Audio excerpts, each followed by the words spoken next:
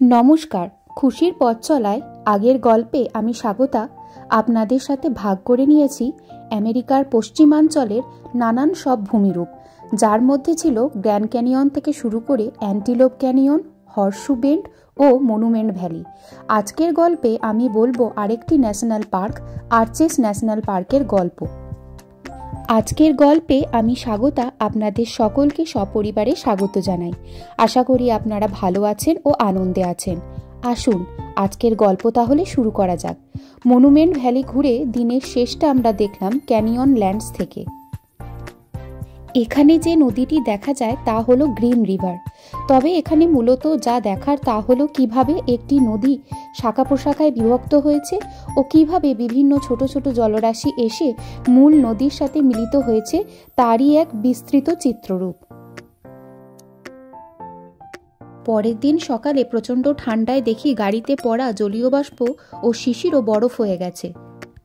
আজকের দিনটি শুরু হলো উটার মোয়াব শহরের কলোরাডো নদীর সাথে দেখা করে। তবে এখানে নদীর বেগ নেই বললেই চলে। প্রচণ্ড ঠান্ডায় নদীর ধারের জলগুলিও বরফে পরিণত হয়েছে।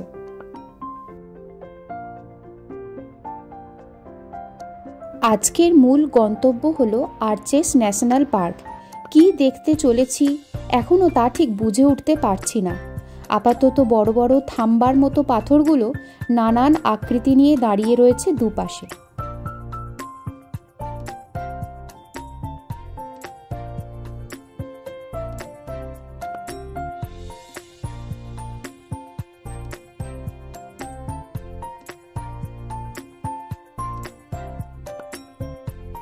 বিস্তীর্ণ ভূভাগে ধুধু প্রান্তরে জনবসতি দেখা যায় না, শুধু দেখা যায় এই রকম সব ভূমিরূপ।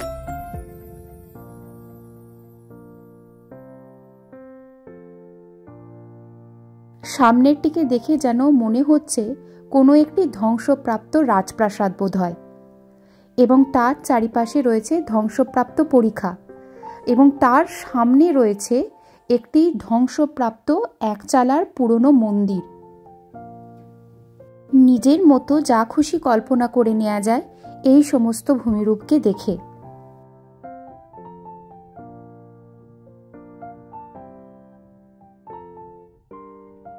দূরে দেখা যায় বায়ু, জল ইত্যাদির ক্ষয়কার্যের নানান নিদর্শন। এইটি যেমন হলো ব্যালেন্সিং রক।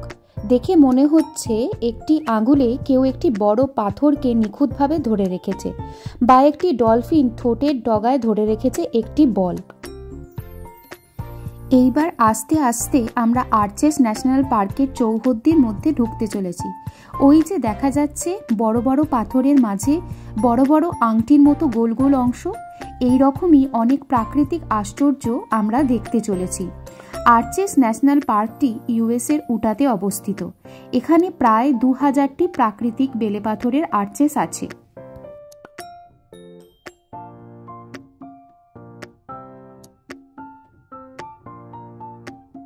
প্রথমে আমরা দেখব উইন্ডো আর্চেস, তাই আমরা নর্থ উইন্ডো আর্চের দিকে এগিয়ে চললাম। আর মোটামুটি চলেই এসেছি। বেশ খানিকটা হেঁটে তবে আমরা ওই জায়গাটাতে পৌঁছাতে পারলাম।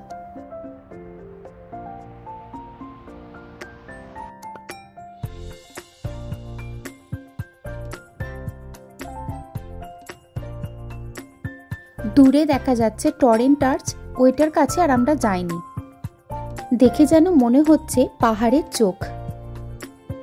এই রকম বড় বড় প্রাকৃতিকভাবে তৈরি হওয়া গর্তের মতো অংশের বিশালতার কাছে আমরা যে নিতান্তই ছোট তা এই ভিডিও থেকে আশা করি আপনারা বুঝতে পারছেন। কি বিরাট বিরাট এই প্রাকৃতিক আর্চগুলো।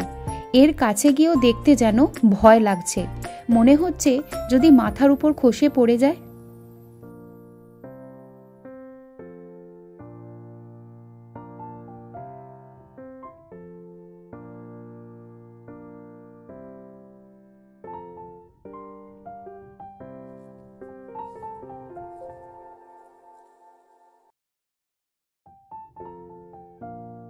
আর্চটির খুব কাছে চলে এসেছি, বেশ ভয়ও লাগছে।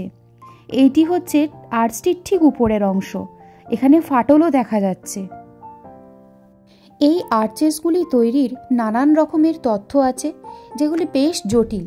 তবে মনে করা হয় প্রায় 30 কোটি বছর আগে এখানে নাকি সমুদ্রের জলে সমস্তটাই নিমগ্ন ছিল। তারপর কালক্রমে জল বাষ্পীভূত হলে এখানে সল্ট লেয়ার বা লবণের স্তর তৈরি হয়। তারপর এই স্তরের উপর তৈরি হয় বেলে পাথরের স্তর। কিন্তু বেলে পাথরের ক্রমাগত চাপ এবং প্লেট টেকটনিক অ্যাক্টিভিটির জন্য লবণের স্তরে কিছু পরিবর্তন হয়, এবং লবণের স্তরের পরিবর্তনের জন্যই উপরের বেলে পাথরের স্তরে নানান রকমের ফ্র্যাকচার তৈরি হয়, যা কালক্রমে বায়ু এবং বৃষ্টি ইত্যাদির দ্বারা এবং রাসায়নিক আবহবিকারের দ্বারা এই ধরনের গঠন তৈরি করেছে। এইটা যেটা দেখতে পাচ্ছি এটা হলো ডাবল আর্চ। আমরা উইন্ডো আর্চ দেখে নিয়ে ডাবল আর্চ দেখতে এসেছি। এইটি এই ন্যাশনাল পার্কের সবথেকে উচ্চতম আর্চ, এবং একটি পাথরের ভিত্তির উপর এখানে 2টি আর্চ তৈরি হয়েছে। কি সুবিশাল এবং কি সুন্দর! অদ্ভুতভাবে প্রকৃতি এই আর্চগুলোকে তৈরি করেছে। কালো কালো ডিপ খয়েরি রঙের দাগগুলো হলো বৃষ্টির জলের দাগ, যা নিরন্তর এই আর্চগুলোর গঠনগত পরিবর্তন আজও করে চলেছে। হয়তো ভবিষ্যতে এই আর্চগুলি এখানে থাকবে না, ধ্বংস হয়ে যাবে আরও অন্যান্য আর্চগুলোর মতোই। এর পরবর্তী গন্তব্য হলো ডেলিকেট আর্চ। এই আর্চটির মজা হলো নিচে থেকে বা একেবারে মাঝপথ থেকেও কি দেখতে চলেছেন তার আন্দাজ বিন্দুমাত্র পাওয়া যাবে না। একেবারে ট্রেলের শেষে গিয়ে দেখতে পাওয়া যাবে ডেলিকেট আর্চের ডেলিকেসি। এবং এই পুরো পথটার রাউন্ড ট্রিপে দূরত্ব হলো 4.8 কিলোমিটার, এবং এটি 480 ফিট মতো উঁচু। যাওয়া আসা মিলিয়ে 2 ঘন্টা মতো সময় লাগা উচিত। পথে চলতে চলতে মাঝে মাঝে খুব বিরক্ত লাগছিল, মনে হচ্ছিল ধুর, এই চড়াই পথে না ওঠাই ভালো। কিন্তু সাথে সাথে এই ডেলিকেট আর্চের এত প্রশংসা শুনেছিলাম যে চোখে দেখার আগ্রহের কাছে পা দুটি হার স্বীকার করেছিল এবং হাঁটতে লাগলো। প্রচুর লোকজনও আমাদের সাথে উঠছিল, প্রচুর হাঁপিয়েও যাচ্ছিলাম। এখনো কিছু দেখা যায়নি, এখনো হাঁটতে হবে। ওই দেখুন, দুজন একাকী ওই খতরনাক একটা জায়গায় বসে গল্প করছে। আমরা প্রথমে ওটা পথ ভেবে ভুল করেছিলাম, তারপর আমরা সঠিক পথে আবার এগুতে লাগলাম। এই অংশটির ঠিক পিছনেই রয়েছে ডেলিকেট আর্চ। তবে এই ট্রিপে যাদের উচ্চতার ভয় আছে তাদের হাঁটতে বেশ ভয় লাগতেই পারে, কারণ যে সরু পথ ধরে আমরা সামনে এগিয়ে চলেছি তার পাশেই রয়েছে কিন্তু খাদ। এরপর অবশেষে দেখা গেল 50 ফুট লম্বা এবং 32 ফুট চওড়া সেই বিখ্যাত ডেলিকেট আর্চ। দেখে মনে হচ্ছিল যেন মর্ত ও স্বর্গলোকের মাঝের দরজা। একটা সময়ের পর মনে হলো এতক্ষণের পরিশ্রম যেন সার্থক হলো এই সুন্দর ডেলিকেট আর্চটিকে দেখে। তবে এখানে ঘটে গেল এক দুর্ঘটনা। ডেলিকেট আর্চের একেবারে সামনে গিয়ে ছবি তুলব সেই চক্করে আর্চ অবধি যাওয়ার ঢালু ও গড়ান পথে আমার ফোনটা হাত থেকে ফসকে গড়গড়িয়ে চলে গেল পাশের খাদে। সবাই হতবাক হয়ে দেখতে লাগলো সেই দৃশ্য। বারবার মনে হতে লাগলো আমাদের দুজনের মধ্যে যদি একজন গড়িয়ে যেতাম তাহলে কি হতো। এই খাদের অংশের নাম হলো ডেথ পিট। উপর থেকে তো নিচে নামা যাবে না, তাই ঘুর পথে জনমানবহীন সেই খাদে 1 ঘন্টার পরিশ্রমে আমরা দুজনে এসে পৌঁছালাম। এবং এখান থেকে আরও একটা শিক্ষা পেলাম যে বেড়াতে গিয়ে বেশি দুঃসাহসিকতা না দেখানোই ভালো, তাহলে বিপদই হতে পারে। তবে প্রায় 15 তলা বিল্ডিংয়ের উচ্চতা থেকে ফোনটা পড়ে কিন্তু ভালোই ছিল, এবং এই ফোনেই আমি এই ভিডিও বানিয়েছি। তবে উপরে বসে আরও খানিকক্ষণ ডেলিকেট আর্চ দেখতে পেলে মনটা ভরে যেত। এবার আবার দিনের শেষে ফেরার পালা। আজকের মতো আর্চেসের স্মৃতি নিয়ে ঘুমিয়ে পড়ব, আবার পরের দিনের গল্প নিয়ে আসবো আপনাদের কাছে। ততদিন সবাই ভালো থাকবেন, আনন্দে থাকবেন। আজকের গল্পটি কেমন লাগলো অবশ্যই কমেন্ট সেকশনে জানাবেন। ভালো লাগলে লাইক, শেয়ার এবং সাবস্ক্রাইব করতে ভুলবেন না। দেখা হবে পরের গল্পে, ততদিন সকলে খুব ভালো থাকবেন। নমস্কার।